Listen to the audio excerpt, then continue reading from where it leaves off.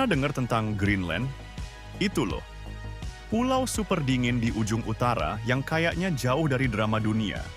Tapi belakangan jadi pusat perdebatan militer global, khususnya soal perang nuklir dan Golden Dome Amerika Serikat.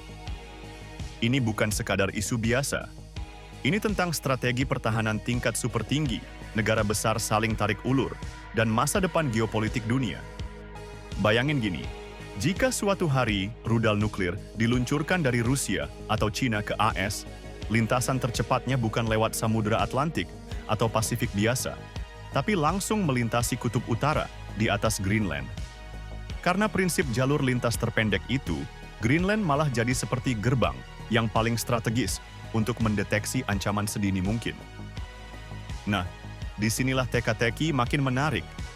Greenland dan radar super jauh.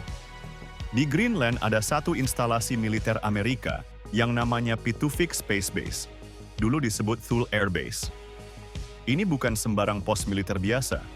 Di sana terdapat radar jarak jauh yang mampu memantau peluncuran rudal musuh ribuan kilometer jauhnya, bahkan bisa mendeteksi benda kecil sebesar mobil. Artinya, AS bisa dapat waktu ekstra berharga dalam merespons ancaman nuklir, dibanding hanya mengandalkan radar yang lebih selatan. Greenland jadi seperti mata yang mengawasi langit utara jauh sebelum rudal itu mendekati tanah AS. Proyek Golden Dome, impian pertahanan super. Sekarang masuk ke bagian paling menarik, Golden Dome. Ini adalah proyek sistem pertahanan rudal paling ambisius yang pernah diusulkan oleh pemerintah AS. Bayangin ini seperti Iron Dome Israel yang jauh lebih besar.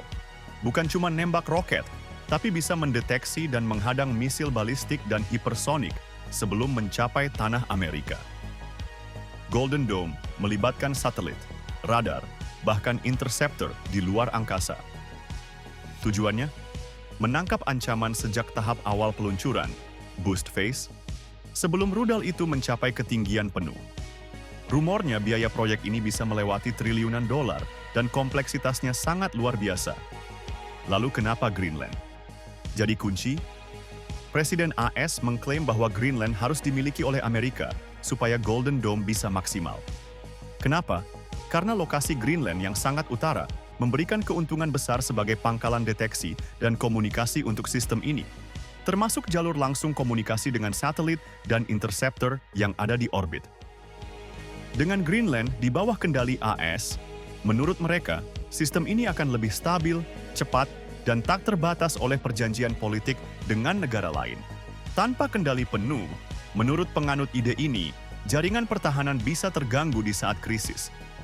Tapi ini jadi kontroversi hebat. Walaupun narasinya soal pertahanan nuklir terdengar sangat teknis, banyak analis dan negara lain melihat aksi ini dengan kecurigaan. Kenapa? Karena Amerika Serikat sendiri sudah punya akses militer ke Greenland berdasarkan perjanjian sejak 1951, tanpa perlu menguasai sepenuhnya. Pakar menilai perangkat baru dalam Golden Dome, termasuk satelit dan sensor, mungkin bahkan bisa mengurangi kebergantungan pada Greenland. Dan negara lain seperti Denmark Greenland, serta beberapa negara Eropa bersikeras bahwa Greenland tidak untuk dijual atau diambil alih.